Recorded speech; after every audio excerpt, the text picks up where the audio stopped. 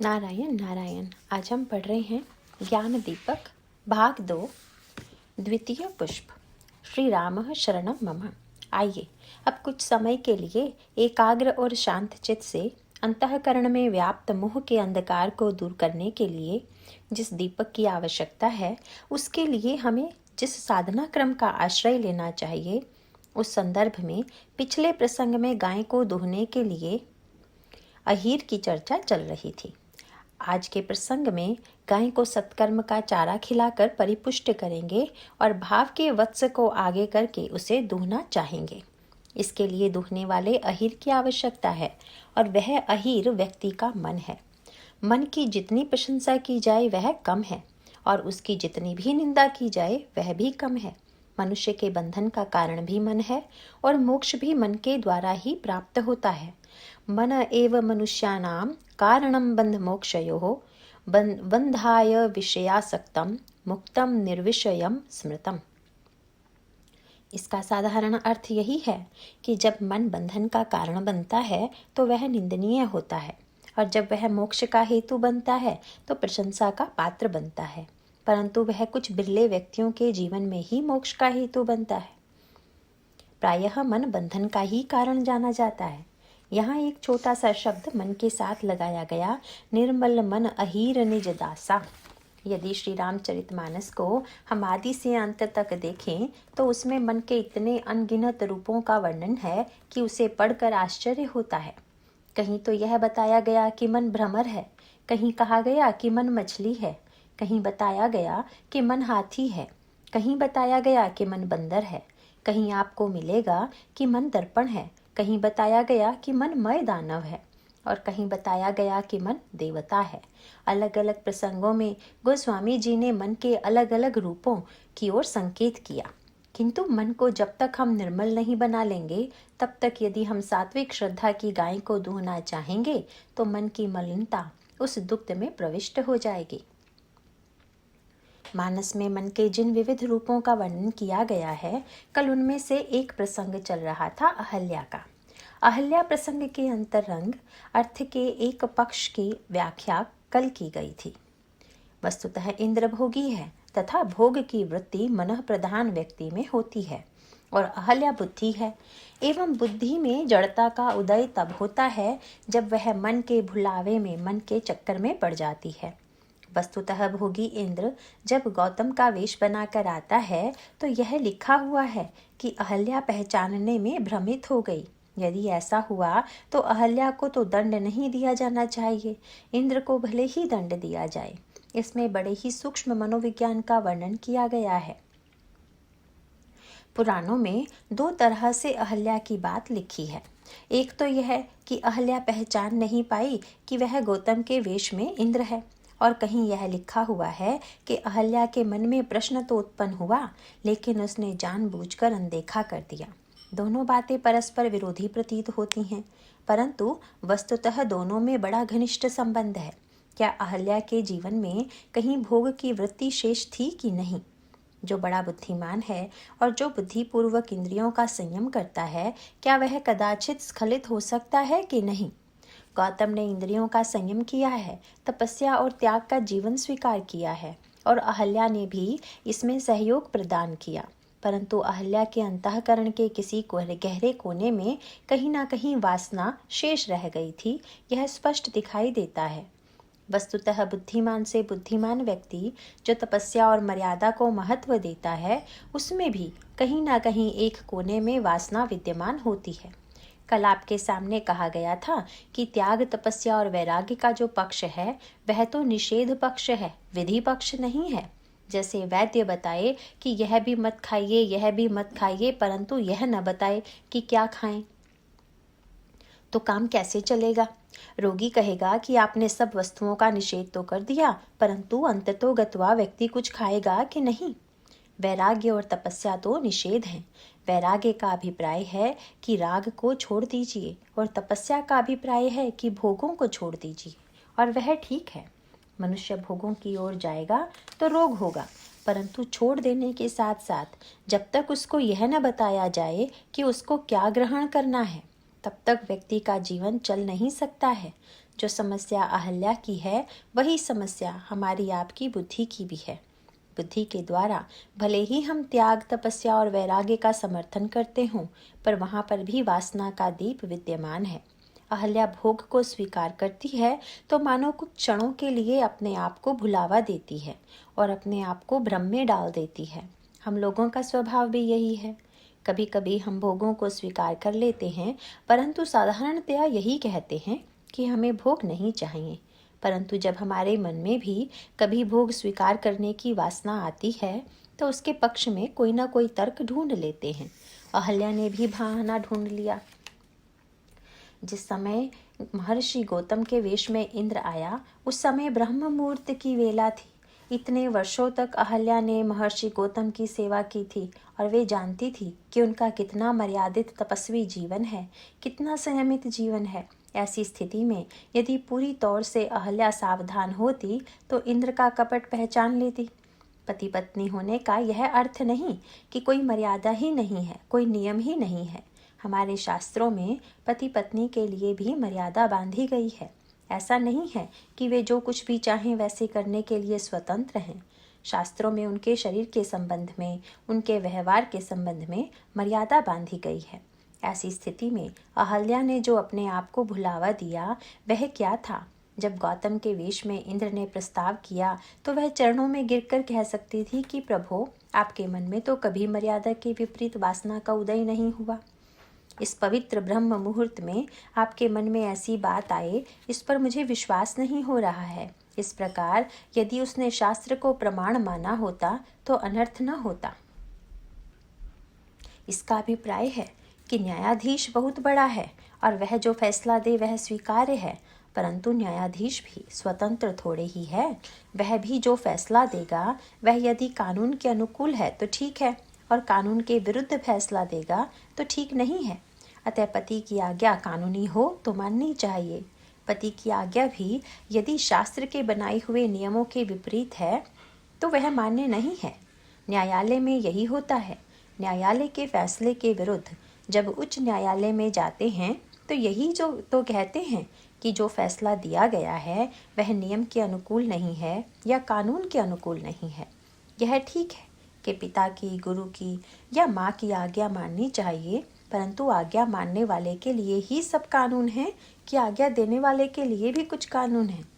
यदि केवल मानने वाले के लिए ही कानून हो और आज्ञा देने वाले के लिए कुछ कानून हो ही ना, तो इससे बढ़कर कानून का दुरुपयोग हो ही नहीं सकता। मुझे एक प्रसंग भूलता नहीं है कि एक सज्जन ने घर पर कथा कराई थी और प्रसंग दिया था कि मैं इस दोहे पर व्याख्यान दूं। अनुचित उचित विचारू तजिजे पालही पितु बैन, ते भाजन सुख सुजस के बसही अमरपति ऐन। दोहा बहुत बढ़िया है, लेकिन किसके मुख से बढ़िया है, इसका बड़ा महत्व है।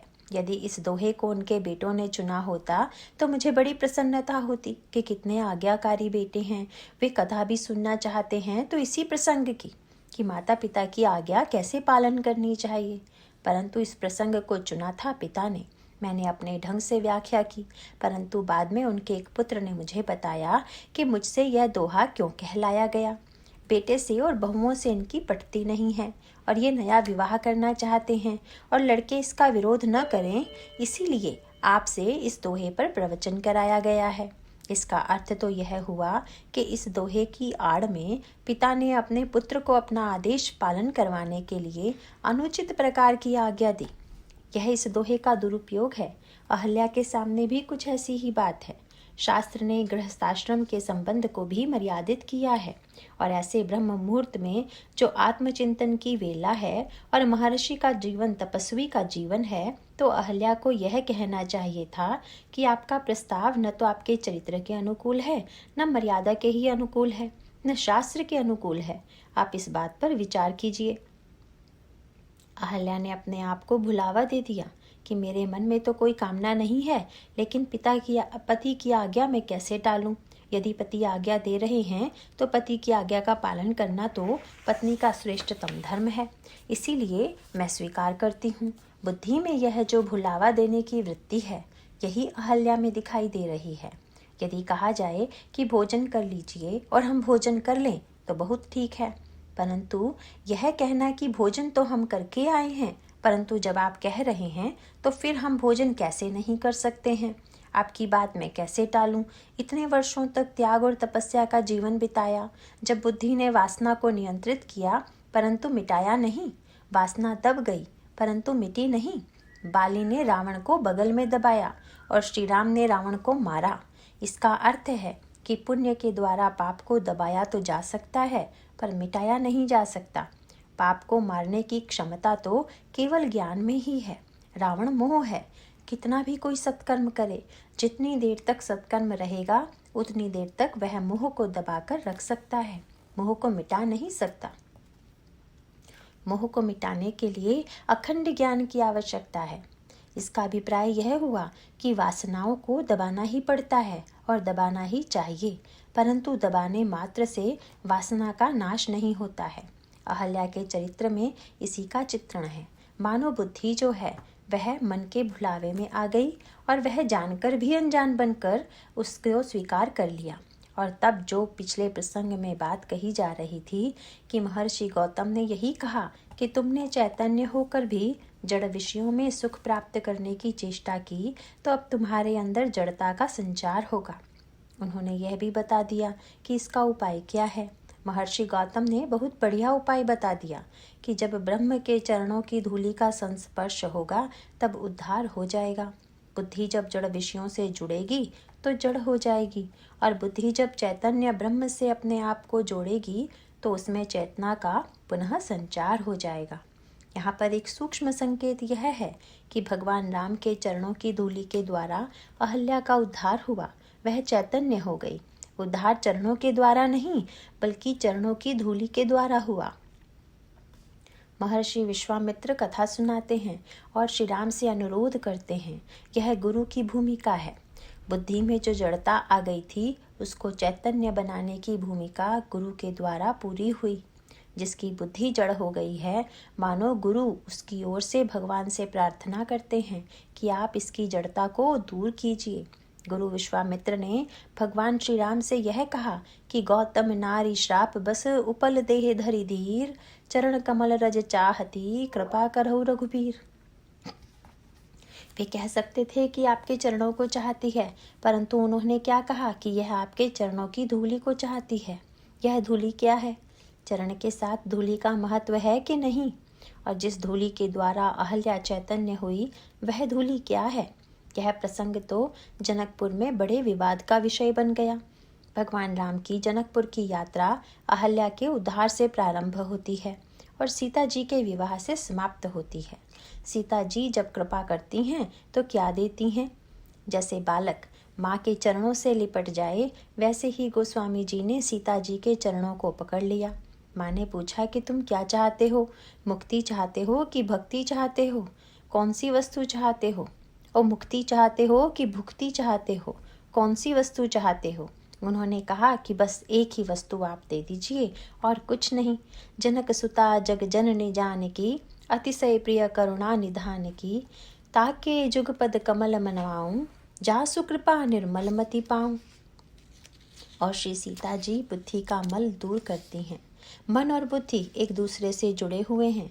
मन में मलिनता है और जब बुद्धि मन के पीछे चलती है तो मन की मलिनता बुद्धि में भी आ जाती है। जब सीता जी प्रसन्न होती हैं तो बुद्धि का जो दोष है वह दूर हो जाता है और बुद्धि निर्मल हो जाती है। अहल्या ऐसी नारी है जो पातिव्रत से डिग गई है, च्युत हो गई है, और सीता जी वह हैं कि जिनका नाम लेकर स्त्रियां पातिव्रत धर्म में आरूढ़ होती हैं। सुनु सीता तब नाम सुमिरी, नारी पतिव्रत करही, तो ही पान प्रिय राम कहूँ, कथा संसार हित। श्री राम विश्वामित्र के कहने पर सीता जी को प्राप्त करने चले थे, परंतु सबसे पहले अहल्या मिल गई। गुरु का आदेश यह है कि पहले कुमति का उद्धार हो जाएगा, तभी तो निर्मल मति मिलेगी।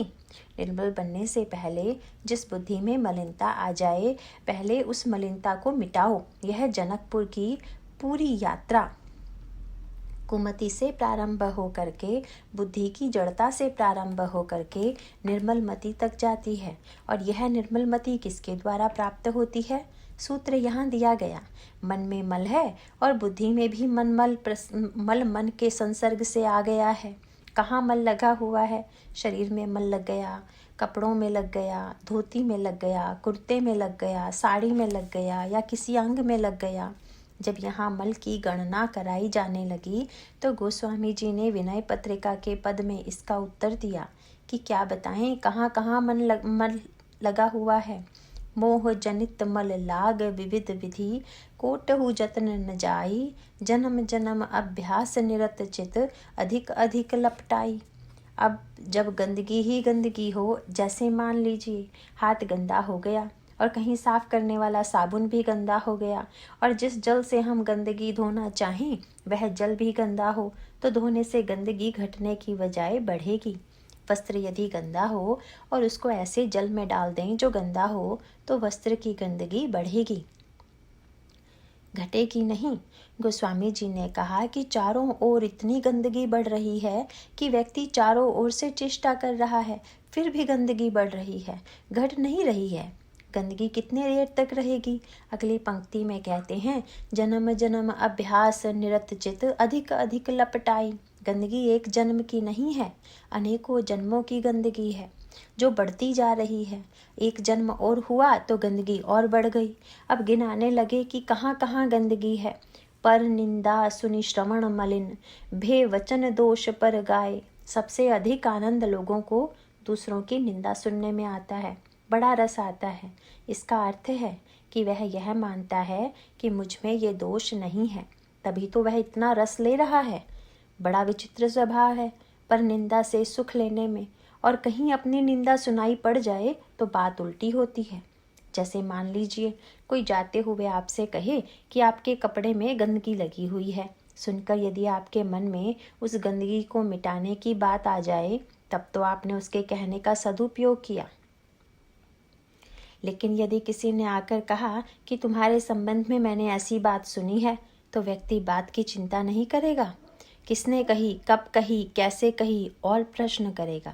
गंदगी तो ज्यों की त्यों है, पहले तो एक दोष लगा ही हुआ था, अब जिसने निंदा की उससे द्वेष और हो गया,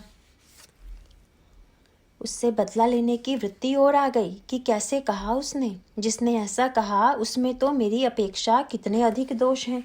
हम दूसरों के दोष सुनकर प्रसन्न होते हैं, अपना दोष सुनकर बताने वाले के प्रति द्वेष करते हैं। इसका परिणाम यह होता है कि अपनी निंदा सुनकर भी अपने में दोष उत्पन्न होते हैं, और दूसरे की निंदा सुनकर भी हमारे अंतःकरण में दोष प्रविष्ट होते हैं।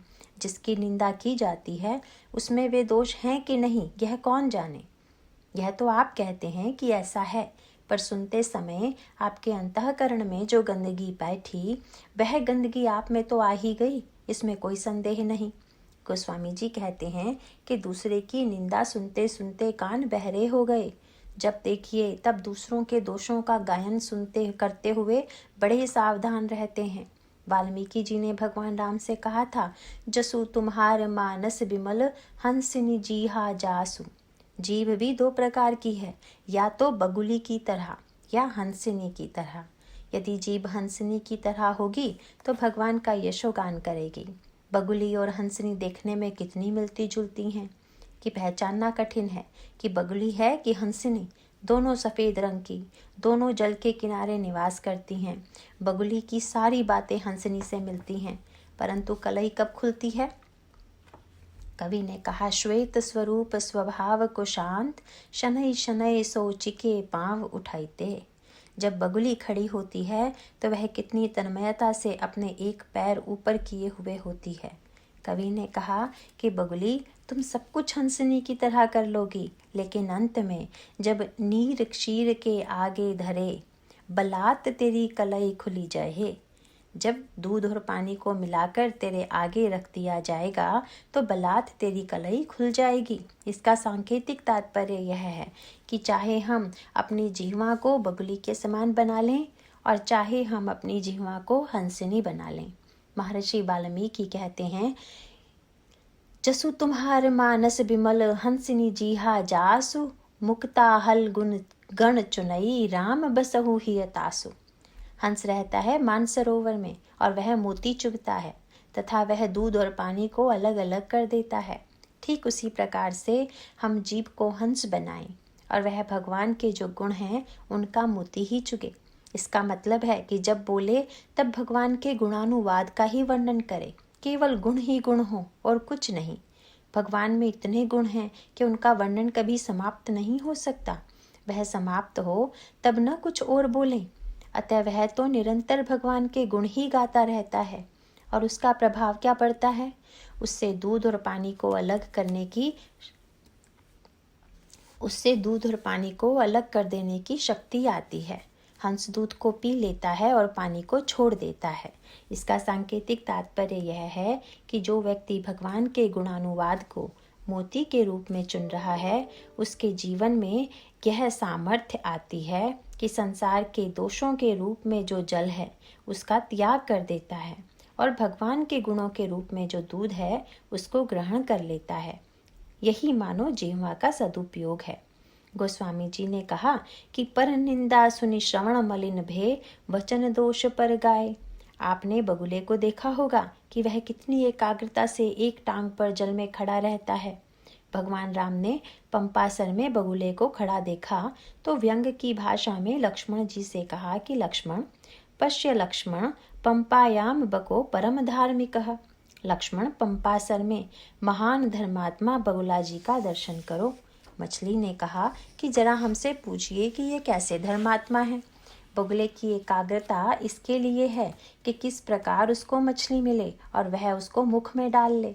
इस मछली ढूंढने वाली वृत्ति का अर्थ यह है कि दूसरे का दोष कहीं से पकड़ लें, इसके लिए बड़ी एकाग्रता है। दूसरे के दोष की ऐसी कड़ी समीक्षा करते हैं कि कहना ही क्या। सारी एकाग्रता का उद्देश्य है दूसरे के दोष की मछली को मुख में डालकर रखना।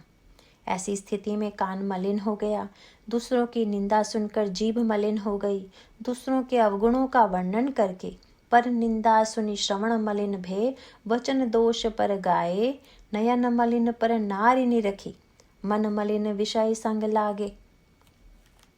नेत्रों को जहाँ नहीं जाना चाहिए वहाँ पर अपनी कुदृष्टि डालकर पराई स्त्री के सौंदर्य को देखकर हमने अपनी आँखों को मलिन बना लिया। भगवान श्री राम जब मन की पवित्रता का वर्णन करते हैं तो लक्ष्मण से कहते हैं, मुहि अतिशय प्रतीति मन केरी, जही सपने हूँ पर नारी नहेरी। नेत्र मलिन हो गए वासना युक्त दृष्टि से, मन गंदा हो गया क्योंकि जब देखिए तब विषयों से ही जुड़ा हुआ है। और अंत में जब पूछा गया कि आप केवल गंदगी ही बता रहे हैं, यहाँ गंदगी वहाँ गंदगी, इसका कोई उपाय भी तो बताइए। तो अंत में बहुत बढ़िया बात बताई और वही संकेत प्रस्तुत प्रसंग में भी है। गोस्वामी जी ने कहा कि भाई गंदगी धोने के लिए तो जल चाहिए। वह जल कौन सा है? आप वह पंक्ति याद कर लीजिए जहाँ काकभूषुंड जी गरुड़ जी से कहते हैं कि यह जो विविध प्रकार की गंदगी है, इसको यदि धोना है तो एक ही जल है। वह जल है प्रेम भगति जल बिनु रघुराई, अभियंतर मल कबहु न जाई। छूटही मल की मलई के धोहे, घृत की पाव कोई बार बिलोए। जैसे कोई व्यक्ति मल के द्वारा मल को नहीं छुड़ा सकता है, उसी प्रकार से कर्म के कीचड़ के द्वारा मलिनता बढ़ ही सकती है।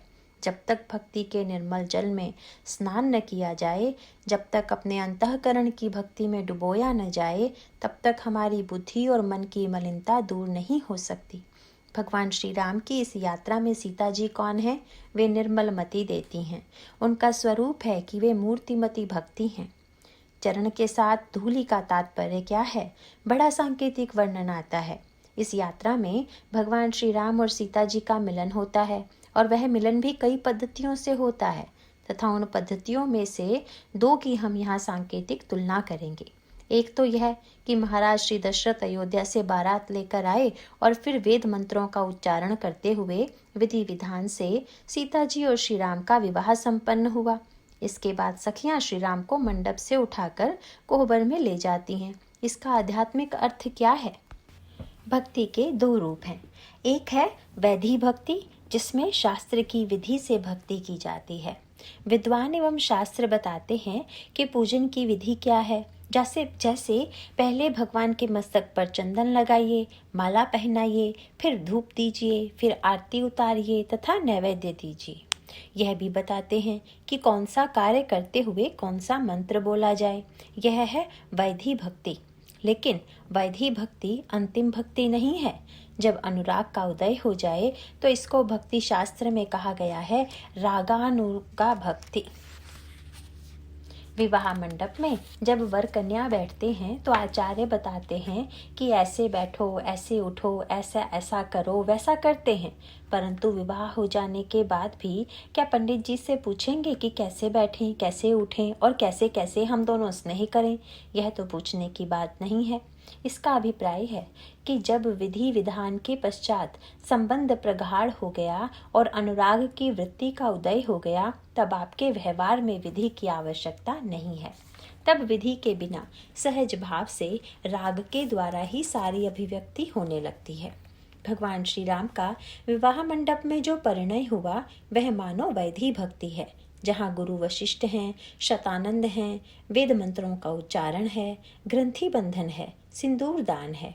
इस प्रकार वैधि रीति से विवाह संपन्न होता है, पर उसके बाद रागानुगा भक्ति में प्रतिष्ठा हो जाती है। विवाह मंडप में तो सभी लोग हैं, आचार्यों के अलावा महाराज दशरथ हैं, जनक हैं, परंतु कोहबर में कोई नहीं है।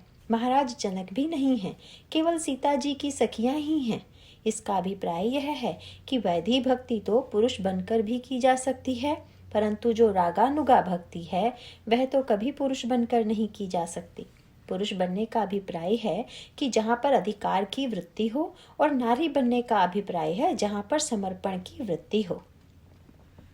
जब तक हमें अधिकार की वृत्ति है तब तक चंदन और माला से भगवान की पूजा भले ही कर लें, परंतु जब हमारे अंतःकरण में पूर्ण समर्पण का उदय होगा, जहाँ पर नारी वृत्ति है, जहाँ पर बड़े से बड़े ऋषियों को भी प्रवेश नहीं प्राप्त होता, बड़े से बड़े ज्ञानियों का भी प्रवेश नहीं होता, वहाँ तो केवल सीता जी की सखियाँ हैं। भक्ति देवी के साथ उनकी जो सखियाँ हैं, ये भक्ति की 8 भावनाएं हैं। भक्ति विधि के स्थान पर केवल भावनाओं का प्रवेश है। वे भगवान को कोहबर में ले जाती हैं और बैठाती हैं तथा वार्तालाप प्रारंभ होता है। आप स्रोत पाठ करते हैं, आरती गाते हैं, भगवान के गुणों की चर्चा करते हैं, परंतु एक और भी पक्ष है। विवाह के मंडप में तो दोनों पक्षों के बड़े गुण गाए जाते हैं, परंतु कोहबर में ऐसा नहीं होता। वहाँ पर तो अनुराग की दिव्य अंतरंग वृत्ति है, वहाँ की भाषा ही अलग है। श्री राम बैठे हुए हैं सखियों के मध्य में, और जैसा कि उनका स्वभाव है, संकोच के मारे उनकी दृष्टि नीची है, तो एक सखी ने ऐसी बात कही कि जो मंडप में कभी नहीं कही जा सकती। पूरी रामायण में वैसी बात कहीं भी नहीं कही गई। एक सखी ने दूसरी सखी का नाम लेकर पुकारा और कहा कि सखी, तुमने देखा धनुष यज्ञ में सारे संसार के राजा एकत्र हुए, अनेक राजकुमार आए, लेकिन यह सांवले रंग का राजकुमार जैसा घमंडी है ऐसा कोई राजकुमार नहीं है। अब श्री राम ईश्वर हैं और बड़े शीलवान हैं, यह भाषा तो प्रत्येक व्यक्ति बोल सकता है, पर श्री राम को घमंडी बताना, घमंडी होने का आरोप करना तो प्रेम की भाषा है। अहिरिव गति प्रेम नः स्वभाव कुटिला मति। प्रेम की भाषा सीधी नहीं होती। सुनी केवट के बैन प्रेम लपेटे अटपटे। भगवान राम ने केवट से कहा कि नाम ले आओ। आज्ञाकारी सेवक को आज्ञा का पालन करना चाहिए, पर जब वह कहता है कि मैं नाम नहीं लाऊंगा, तो यह भाषा विधि की भाषा नहीं है, मर्यादा की भाषा नहीं है, यह तो प्रेम की भाषा है। और उसका आनंद भगवान श्री राम ने लिया। यहाँ पर भी भगवान श्री राम के लिए उसी भाषा का प्रयोग किया गया। दूसरी सखी ने पूछा कि तुमने कैसे ऐसा निर्णय कर लिया कि ये बड़े घमंडी हैं? उसने उत्तर दिया कि देखो, इनको अपनी सुंदरता का इतना गर्व है, तभी तो अपने आप को छोड़कर आसपास बैठे हुए किसी अन्य को नहीं देख रहे हैं, बस अपने को देख रहे हैं। वैसे ब्रह्म का स्वभाव अपने को देखने का ही है। रामायण में बहुत बढ़िया बात कही गई है कि संसार में लोग जब नाचते हैं तो दूसरे के रूप को देखकर नाचते हैं। भगवान राम की विशेषता यह है कि वे दूसरे को नहीं अपितु अपने को ही देख करके नाचते हैं। रामायण में आपको मिलेगा रूप रासि नृप अजिर बिहारी, नाचहि निज प्रतिबिंब निहारी। श्री राम ने मणि के खंभों में ज्यों ही अपना प्रतिबिंब देखा तो नाचने लगे कि अरे मैं इतना सुंदर हूँ। अगर कहीं महाराज दशरथ ने ये खंभे नहीं बनवाए होते तो मैं अपनी सुंदरता देख ही न पाता। यह तो बड़ा अद्भुत है। महाराज दशरथ के आंगन में ये जो 4 स्तंभ हैं वे ही मानो चारों वेदों के प्रतीक हैं। भगवान तो आत्मा राम है। भगवान की दृष्टि तो अंतर्मुखी है। सुमित्रा अम्बा ने देखा कि अपना रूप देखकर नाच रहे हैं तो वे दौड़ी आई और तुरंत राम की आंखों को बंद कर दिया। आश्चर्य से लोगों ने देखा और कहा कि वे तो नाच रहे हैं, आप आंखें क्यों बंद कर रही हैं? सुमित्रा अम्बा ने कहा कि मुझे डर लगता है कि कहीं राम को राम की ही नज़र ना लग जाए, इसीलिए आंखें बंद कर दी। नज़र लगती है दूसरों की, लेकिन ये तो अपनी ही सुंदरता को देख रहे हैं, तो कहीं इन्हें अपनी ही नज़र न लग जाए, इसीलिए मैं आंखें बंद कर रही हूँ। वस्तुतः ब्रह्म तो स्वयं अपनी ही सुंदरता को देखता है, पर भक्त की भावना तो अपनी अलग ही होती है। वह यह नहीं चाहता कि भगवान अपने को ही देखते रहें। उसके हृदय की इच्छा तो यह होती है कि तनिक प्रभु की कृपा दृष्टि हमारे ऊपर भी पड़े। अपने वह बड़ा मधुर पद पढ़ा होगा जिसमें भक्त भगवान से कहता है कि तनिक हरि चितवऊ हमरी ओर। यह तो विनती है, प्रार्थना है, परंतु आगे प्रेम की भाषा है कि हम चित्तवत तुम चित्तवत नाही, कैसे ही के कठोर। भगवान को कठोर कहकर पुकारना यह मानो प्रेम की अभिव्यक्ति है कि हम आपको देख रहे हैं पर आप मुझे नहीं देख रहे हैं, आप अपने में डूबे हुए हैं। यदि ब्रह्म आत्मा राम आप्त काम होकर स्वयं अपने ही में डूबा रहे और भक्त पर उसकी दृष्टि न पड़े तो भक्त को सुख की अनुभूति कैसे हो? तो ज्यों ही सखी ने यह वाक्य कहा तो उसका फल तुरंत मिला। स्वाभाविक है कि यदि कोई व्यक्ति आपके विषय में कुछ जोर से कहे तो आप एक बार तो दृष्टि उठाकर देखेंगे ही कि कौन कह रहा है। तो भगवान श्री राम की आंखें सखी की ओर चली गईं कि यह विचित्र प्रकार का स्तोत्र पाठ करने वाली सखी है कौन? आज तक तो मुझे किसी ने अभिमानी नहीं बताया। सखी प्रसन्न हुई कि चलो कम से कम दृष्टि तो उठी। लक्ष्मण जी ने कहा कि हमारे प्रभु को यदि अपने सौंदर्य पर गर्व भी होता है तो वह स्वाभाविक है, क्योंकि जब शंकर जी का धनुष कोई संसार का राजा हिला तक नहीं पा रहा था तब आप अपनी व्याकुलता भूल गईं और उस समय हमारे प्रभु ने यह महान कार्य करके आप लोगों का दुख हर लिया, तो आपको इसमें आपत्ति क्यों होनी चाहिए? सखियां बड़ी चतुर निकली। वे समझ गई कि यह राजकुमार ऐसे नहीं मानेंगे। तब उन्होंने व्यंग भरी भाषा में कहा कि आपको गर्व करने का अधिकार भी नहीं है। उन्होंने कहा कि आप जरा हमारी स्वामिनी सीता जी की ओर देख लीजिए तो आपको पता चल जाएगा कि आप वास्तव में क्या हैं। वरवई रामायण में तुलसीदास जी ने लिखा है कि गर्भ करहूँ रघुनंदन जनी मन माह, देखहूँ आपनी मूर्ति सिय क्या इच्छा। आप सीता जी को मत देखिए, सीता जी की छाया को देख लीजिए। इतने से ही आपको अपनी सुंदरता का गर्व समाप्त हो जाएगा। सीता जी इतनी सुंदर हैं कि उनकी छाया के बराबर आप हैं।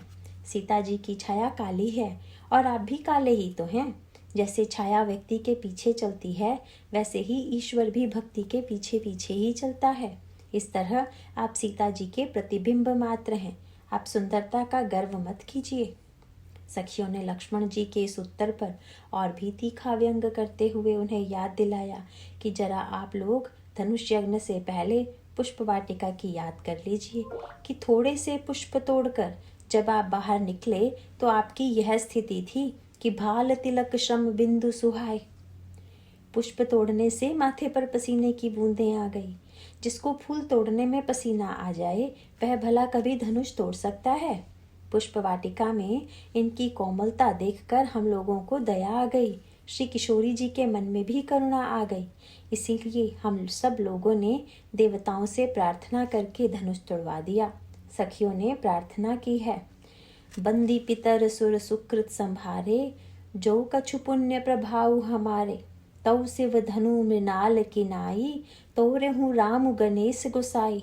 और सीता जी तो गणनायक वरदायक देवा कहकर प्रार्थना कर रही हैं। इस प्रकार आपने कुछ नहीं किया, यह तो हम लोगों की प्रार्थना का बल और सीता जी के संकल्प का बल था। लक्ष्मण जी की यह भी बात काट दी गई, पर लक्ष्मण जी फिर भी चुप नहीं हुए और तब उन्होंने अहल्या की याद दिलाई और कहा कि ईश्वर का लक्षण है, जो चेतन कहाँ जड़ करई जड़ ही करई चैतन्य। जो चेतन को जड़ बना देता है और जड़ को चेतन। प्रभु ने जब अहल्या को अपनी चरण धूलि स्पर्श कराकर पत्थर से चैतन्य किया, तब तो आप वहां नहीं थी और आपकी स्वामिनी किशोरी जी भी वहां नहीं थी। वहां तो हमारे प्रभु की सामर्थ्य प्रत्यक्ष है। सखियों ने तुरंत पूछा कि अयोध्या में कोई पत्थर नहीं था क्या? इनके चरण भी वहीं थे और पत्थर भी बहुत से होंगे, परंतु एक भी पत्थर वहां नारी नहीं हुआ। सच तो यह है कि चमत्कार इनके चरणों में नहीं अपितु धूलि में था, और वह धूलि जनकपुर की थी। यह भक्ति देवी के मार्ग की धूलि का ही चमत्कार था कि अहल्या चैतन्य हो गई। लक्ष्मण जी ने कहा कि अगर धूलि में ही चमत्कार था तो उस धूलि में तो न जाने वह कब से पड़ी हुई थी, तो धूलि से तो अहल्या का उद्धार नहीं हुआ। लक्ष्मण जी भी हार मानने वाले नहीं थे। श्री राम से पूछा गया कि आप ही निर्णय करिए कि चरण में चमत्कार है कि धूलि में। भगवान श्री राम ने कहा कि न तो चमत्कार केवल चरण में है और न धूलि में, चमत्कार तो दोनों के मिलन में है। परंतु इससे भी बड़ा चमत्कार हमारे गुरुजी में है कि उन्होंने इन दोनों को मिलाकर उद्धार करवाया। आप लोग उनको भूलकर केवल चरण और धूलि को ही याद कर रहे हैं। इसका अभिप्राय यह है कि भक्ति हो और भगवान न हो तो भी चैतन्यता नहीं आएगी, और भगवान हो पर भक्ति न हो तो भी चैतन्यता नहीं आएगी। धूलि का अभिप्राय है अनुराग। भक्ति के पंथ में अनुराग की धूलि बिछी हो और उस राग का संस्पर्श जब भगवान के चरणों से होगा तब चमत्कार होगा। राग और ब्रह्म के संस्पर्श से बुद्धि चेतन हो जाती है। विश्वामित्र आदेश देते हैं कि यह न जाने कब से जड़ पड़ी हुई है, आप इसका उद्धार कर दीजिए। और तब भगवान का चरण शिला से स्पर्श होता है और वह अहल्या नारी बन गई। और फिर सबसे पहले क्या हुआ? गोस्वामी जी ने कहा, जुगल नयन जलधार बही। आंसू प्रेम के प्रतीक हैं। इसका अभिप्राय है कि बुद्धि में जब तक प्रेम रस का संचार नहीं होगा तब तक सच्चे अर्थों में उसमें जड़ता बनी रहेगी। अब आंखों से अनवरत आंसू बह रहे हैं और अति प्रेम अधीरा। बुद्धि का गुण है धीरता, परंतु जहाँ व्यवहार में धीर होना गुण है वहाँ प्रेम में अधीर होना गुण है। अति प्रेम अधीरा पुलक शरीरा, मुख नहीं आवई वचन कही। अतिशय बड़ भागी चर नहीं लागी, जुगल नयन जलधार बही। धीर जो मन कीन्हा प्रभु कहूँ चीन्हा, रघुपति कृपा भगति पाई। अति निर्मल बानी अस्तुति ठानी, ज्ञान गम्य ज रघुराई। बुद्धि में जो मल के संस्पर्श से मलिनता आ गई थी, अब बुद्धि बिल्कुल मल रहित हो गई और फिर वही मन की बात आ गई। अहल्या के मन को यहाँ भौरा बताया गया। भौरा तो रस का प्रेमी है। अगर गलती से उसको रस दिखाई पड़ेगा तो भी वह वहाँ बैठ जाएगा। अगर भौरे को रस से विहीन करोगे तो इससे काम नहीं चलेगा। भौरे को तो रस चाहिए, और वह रस क्या है? भगवान की चरण धूलि से अहल्या की वाणी निर्मल हो गई, अंतःकरण निर्मल हो गया। और जाते जाते अहल्या ने भगवान से कहा कि महाराज, मैंने इतनी तपस्या की, इतनी साधना की, इतना वैराग्य का जीवन व्यतीत किया, लेकिन मेरे अंतःकरण में मन रूपी भौरे में कहीं ना कहीं प्यास बाकी थी और इसीलिए वह भोग की ओर चला गया था। अब आप कृपा कीजिए और इस भौरे को ऐसा स्नेह का रस दीजिए कि जिस रस को पीने के बाद और किसी रस की ओर जाने की इच्छा ही ना हो। और हुआ क्या? बस अहल्या का वाक्य है, पद कमल परागा रस अनुरागा, मम मन मधुप करई पाना। मेरा मन भौरा है पर वह आपके चरण कमल के रज का पान करे। और इसका तात्विक अभिप्राय यह है कि मन को निर्मल बनाने के लिए जब तक उसको अनुराग की उपलब्धि नहीं होगी तब तक भक्ति का रस प्राप्त नहीं होगा। तब तक रामचरण अनुराग नीर, बिनुमल अतिनाश न पावही। इस तरह से मन भ्रमर में जो वासना की वृत्ति है उसको भगवान की भक्ति के द्वारा, भगवान के चरणों के आश्रय के द्वारा कैसे स्वच्छ बनाएं। जहाँ हमारा मन शुद्ध होता है, बुद्धि शुद्ध होती है, और जब शुद्ध मन और शुद्ध बुद्धि के द्वारा हम ब्रह्म चिंतन करेंगे, भगवत तत्व का चिंतन करेंगे, तो हमारे अंतःकरण में ज्ञान का प्रकाश होगा। इसके बाद की चर्चा अगले प्रसंग में की जाएगी। नारायण नारायण।